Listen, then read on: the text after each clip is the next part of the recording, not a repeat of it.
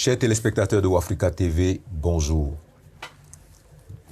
Nous espérons, ce matin, en commençant cette émission Interrogeons-nous, que quel que soit l'endroit où vous vous trouvez dans le monde, votre intérêt pour la recherche, pour le questionnement et pour comme mode du devenir de l'Afrique s'accroît. Nous allons nous interroger ce matin, dans le cadre de notre émission, sur la question écologique. Nous allons discuter avec le professeur Mouchili de la question écologique. Bonjour professeur Mouchili. Bonjour et merci pour cette nouvelle invitation que vous m'avez adressée.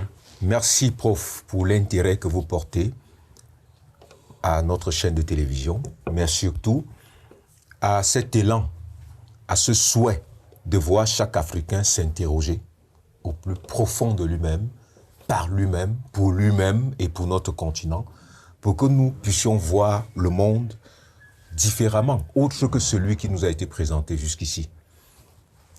Ce matin, nous allons discuter de la question écologique. Et comme à l'accoutumée, il nous plaît de commencer par définir ce que c'est que l'écologie.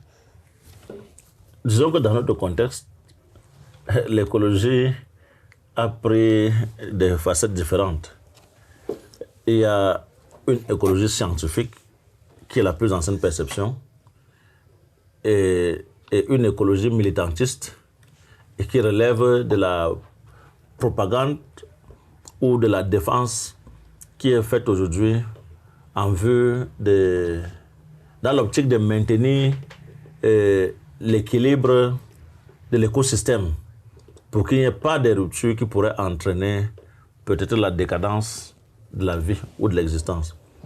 Mais si on commence par l'écologie scientifique, il s'agit à ce niveau d'une étude consistant à comprendre et à connaître les interactions qui existent entre les différentes espèces de la vie dans un milieu déterminé. Donc, cette écologie, lorsque elle est associée au milieu où elle se trouve, ce plus grand ensemble devient l'écosystème. Donc, il faudrait comprendre l'écologie ici là comme un aspect des sciences environnementales.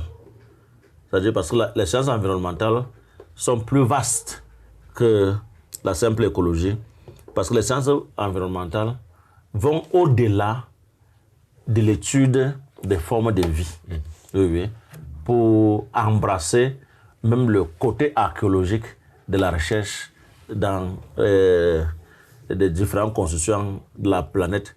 Et cela engage aussi l'histoire, parce que quand on parle d'archéologie, on veut remonter même plus loin dans l'histoire pour voir comment, par exemple, les formes de vie se sont faites dans un premier temps, si on veut étudier n'importe quelle espèce.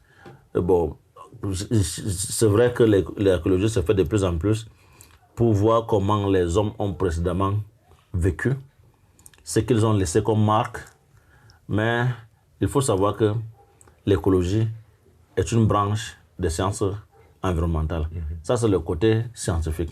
Maintenant, le côté militant est davantage idéologique, politique, et a de plus en plus tendance à devenir une autre forme de radicalisme. Dans la mesure où il y a un ensemble de personnes ou de groupes d'ONG qui pensent la science avec une sorte d'esprit bio-catastrophiste ou technophobe qui croient, je ne sais pas, généralement ils ne fondent pas leurs convictions sur les données réelles de la science, mais sur la nostalgie qu'ils ont pour l'environnement tel qu'il a été présenté à l'origine.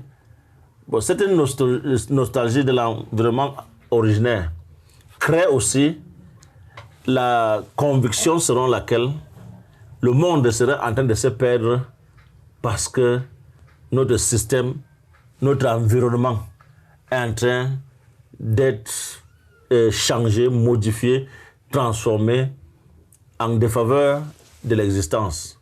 Or, nous ne pouvons pas vivre dans une nature qui ne se modifie pas.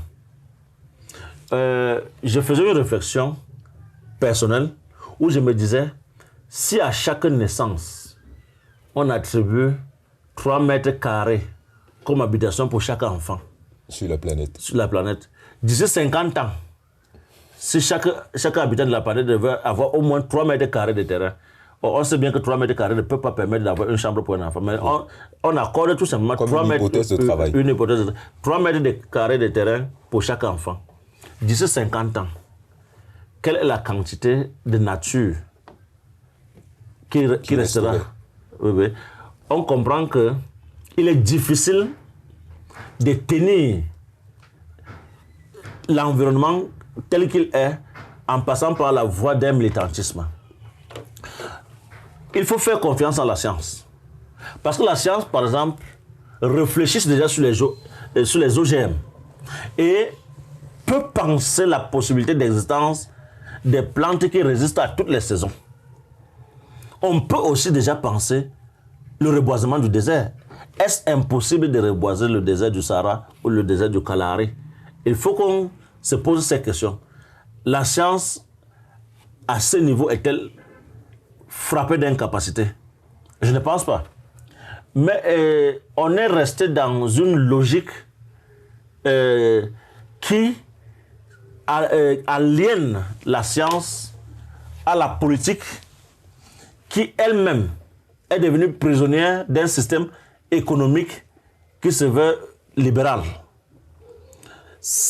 Et au lieu d'orienter sa colère vers la politisation de la question, qui est d'abord scientifique, on pense plutôt que c'est l'émergence des nouvelles technologies qui créent ce que nous appelons aujourd'hui changement climatique.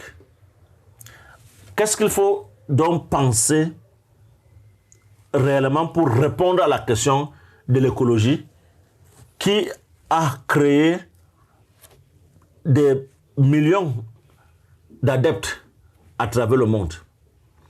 Il faut faire un renouvellement de sa perception de la technologie et savoir que la science a la possibilité de répondre aux questions écologiques si on s'oriente vers une technologie qui consistera à observer ou à penser le renouvellement de l'environnement. Parce que rien ne nous fait croire que c'est absolument la nature originaire qui pourrait maintenir les vies. L'homme a suffisamment évolué. Les OGM, comme plantes, qui résistent à toutes les saisons, pourraient nous produire autant d'oxygène que les plantes d'origine. Moi, je pense que la végétation n'a pas besoin d'être absolument naturelle pour que la vie soit préservée. C'est ce catastrophisme qui nous amène à ne faire que pleurer. Qu'est-ce qui nous empêche de planter un arbre chaque fois qu'on en a détruit un? Surtout que l'autre question, ce serait de s'interroger même sur ce que nous entendons par naturel.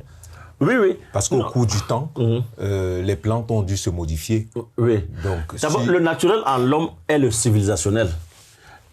Le naturel n'est pas un état d'être qui se constate en permanence lorsqu'il s'agit de l'homme. Parce que l'homme est un être de civilisation. Et dans sa tension permanente entre l'être et le devoir-être, il faut lire le naturel dans cette tension. Et non le naturel dans un état qui l'oblige à l'adaptabilité l'adaptabilité à un contexte naturel permanent. Non. Il n'y a pas de naturel qui serait un principe permanent lorsqu'il s'agit de parler de l'homme. Le naturel est ce qu'il y a de plus dynamique en l'homme. Parce que l'homme n'est que dynamique. L'homme ne sera jamais un mode d'être qu'on pourrait attribuer autant à lui qu'à un animal. Le coq de l'Antiquité grecque et le coq d'aujourd'hui chantent de la même manière. Mais on ne dirait pas la même chose des hommes. C'est-à-dire le mode de vie, le principe civilisationnel, ça a totalement changé. Et moi, je pense qu'on doit investir dans des technologies qui peuvent promouvoir de nouveaux écosystèmes. Voyez-vous, Oui, pour que l'écologie ne devienne pas une des bases du militantisme qui pourrait devenir un autre fondamentalisme. Et on va vers ce fondamentalisme. Voyez-vous, la nature peut être renouvelée. Et dès le moment où on a réussi à faire les premiers OGM, c'était déjà une victoire sur la carence qui aurait pu exister si l'homme était totalement incapable de remplacer le paysage environnemental actuel. Prof, avant d'y revenir, je voulais qu'on entre un peu dans un jeu, un peu comme un jeu d'école. Quels sont les problèmes que pose l'écologie? Je voulais dire, vous qui êtes philosophe, quels sont les problèmes philosophiques que pose la question écologique aujourd'hui? Parce que l'étudiant qui nous regarde, vous savez quelles difficultés ils ont quelquefois à pouvoir situer un problème. Bon, c'est pas qu'on va pas lui donner des comprimés de philosophie, mais on veut aussi par là lui apprendre comment regarder un problème dans une question. La question de l'écologie aujourd'hui se pose avec acuité parce que le rythme avec lequel se dégrade notre nature à cause peut-être des travaux d'industrialisation, oui, l'action humaine sur l'environnement est telle que notre instinct de survie nous invite à savoir que la vie sera bientôt impossible. Et comme la peur mobilise une sorte d'émotion qui peut inhiber notre cerveau, on a difficilement le temps de penser que la science pourrait se faire autrement. C'est-à-dire, un renouveau technologique est possible. Pour résoudre la question. Pour résoudre la question. Oui. Dans les années 70, aux États-Unis et même en Europe, la question de l'amiante s'est posée. Où aux États-Unis, on a détruit des écoles. Et les dépenses utilisées pour cette destruction auraient pu construire plus de 40 universités ultramodernes, disent les chercheurs américains, et plusieurs lycées modernes. Mais pourquoi la propagande sur le risque que pouvait provoquer la quantité d'amiante sur un mur, venant d'un mur dans une salle de classe, était telle que on a pensé que la population pourrait dépérir si on continuait à utiliser l'amiante comme produit devant permettre de construire des bâtiments. En 1996, alors que Chirac vient d'être au pouvoir en France, il pose la même question. Parce qu'il y a une très forte propagande autour. Alors, on se met aussi à détruire. Avant de constater que dans 10 000 mètres cubes d'air, il n'avait existé que 0,0005 grammes d'amiante dans l'atmosphère. C'était tellement résiduel qu'il n'y avait aucun danger que l'on courait. C'est plus les grabats que des destructions qui pouvaient créer plus de mal que la quantité d'amiante qu'on était en train de détruire. Mais comme la publicité était tellement forte autour de la désamiantisation des murs ou bien des immeubles, on a pensé qu'il fallait désamiantiser. Mais avant de constater que ce n'est qu'à forte dose, et à très forte dose, que l'amiante peut être nocive pour l'organisme. Voyez-vous, il y a des erreurs historiques comme cela qu'on a eu à commettre parce que on n'a pas toujours suivi le discours du scientifique lui-même. Donc, du coup, on peut considérer que la première, appelons ça une leçon, c'est de sortir d'une philosophie de la peur. Il faut sortir d'une philosophie de la peur et savoir que la vie, naturellement, est déjà un risque. Donc, il est inutile d'avoir peur, puisque nous risquons déjà de mourir tout simplement parce qu'on vit. Mais prendre encore d'autres risques pour développer, c'est la seule solution de développement qui existe. Et lorsque on se met à pleurnicher, parce que le système écologique est détruit, il y a un autre risque de la décroissance. La décroissance va provoquer un fort taux de chômage. Or, si on investit technologiquement dans un renouvellement du principe de perception de l'environnement, on aura le même rythme de travail et il n'y aura pas de déséquilibre écologique qui pourrait créer la mort. Bon, parce que nous fonctionnons comme si la science était unidirectionnelle. La science, d'abord, est la recherche des possibles. Il faut qu'on sache déjà cela. Mais c'est parce que nous partons généralement avec un fond de tradition, un fond de religiosité, qui ne nous permet pas de croire que ce que la science nous a déjà donné aujourd'hui, comme façon de voir le monde, n'est qu'une des possibilités parmi tant d'autres. Et qu'il existe d'autres possibilités qui devraient être favorables au non-réchauffement climatique. Voyez-vous? Oui. Bon, maintenant, interrogeons, il est question aujourd'hui d'interroger plutôt l'ensemble des possibles que regorge la science et d'orienter cette science peut-être vers cette nouvelle possibilité. Pour voir si la science ne peut pas nous proposer des organismes génétiquement modifiés capables de remplacer ce que nous perdons. La science le peut. Nous avons vu avec l'ancien guide libyen qui était en train de rendre vert le désert. Voyez-vous? Donc ça veut dire il n'a fait qu'utiliser des procédés scientifiques. Il a fait en sorte que la politique de son pays impose à la science de ne pas dégrader le reste des paysages ou bien alors le reste des végétations qui existent, mais de faire du désert une possible forêt. Oui. Et c'est possible. Si on se met à travailler technologiquement dans ce sens, nous ne risquons plus le réchauffement climatique. Le 5 octobre dernier a été attribué le prix Nobel de la physique à un Américain, un Italien et un Allemand. Mais ils font des travaux depuis pour montrer qu'à l'échelle de l'infiniment petit dans la construction de l'écorce terrestre, ils ont appelé ça la physique complexe.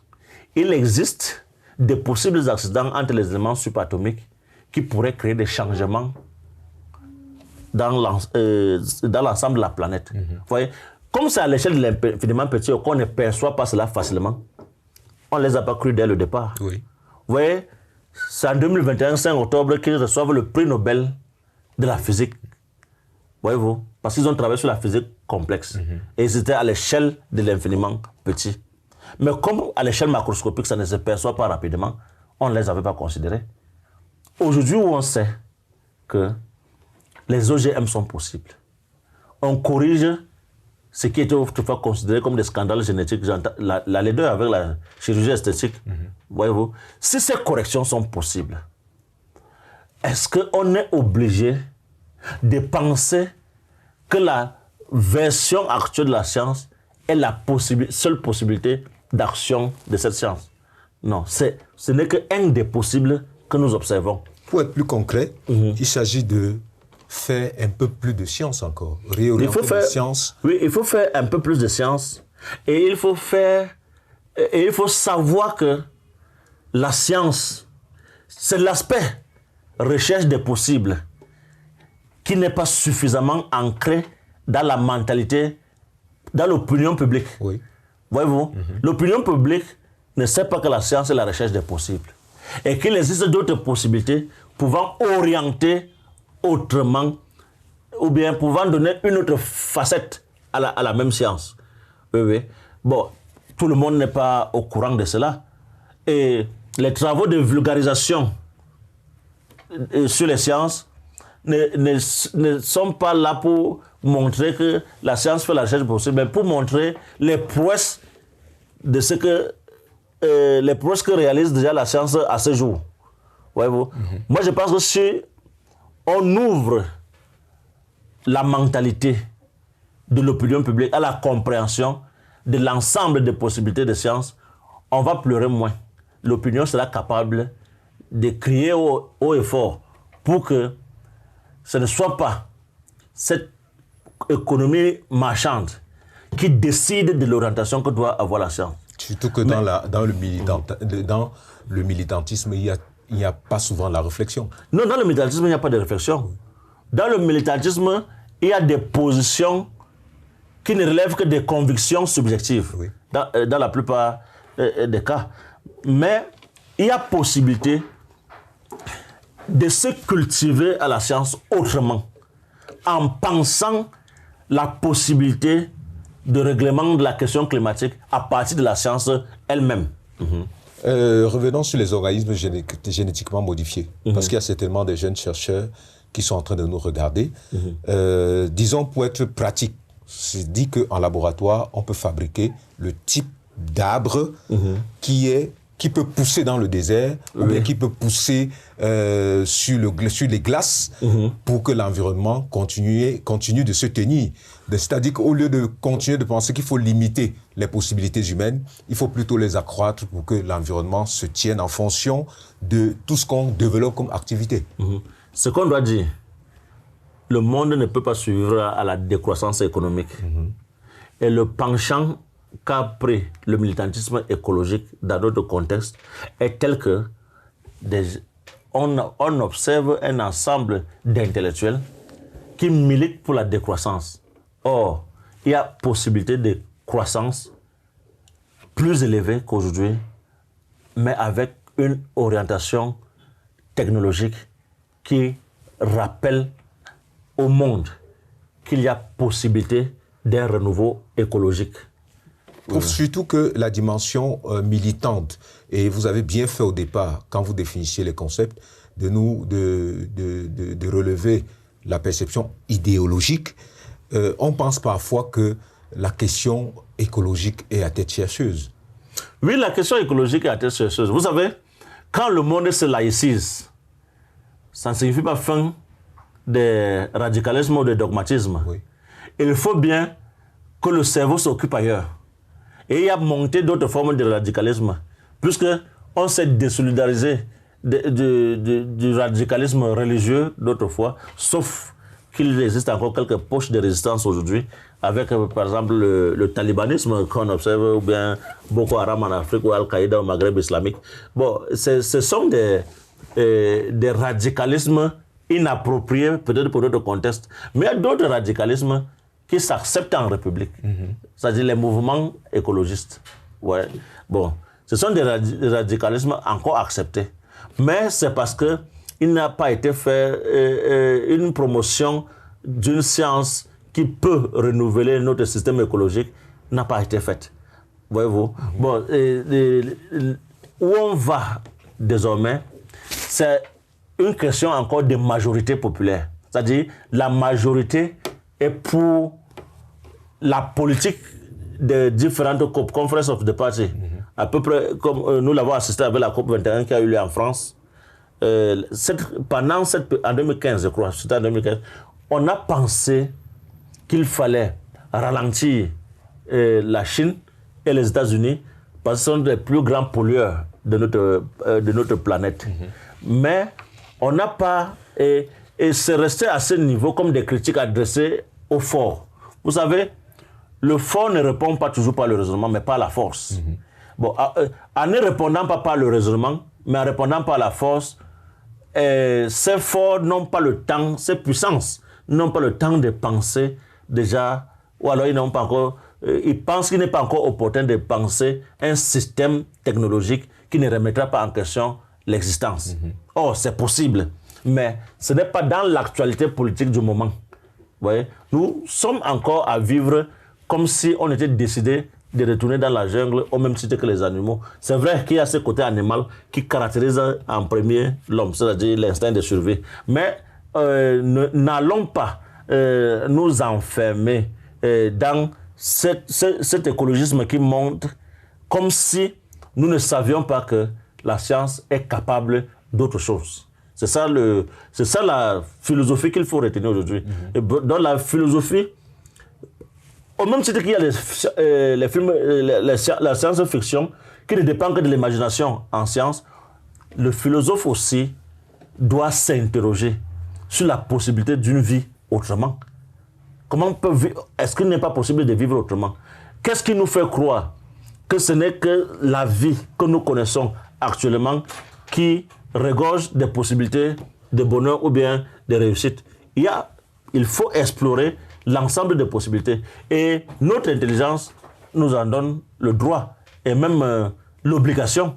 Nous sommes obligés de bousculer notre cerveau et de comprendre que la science avance en bousculant les limites.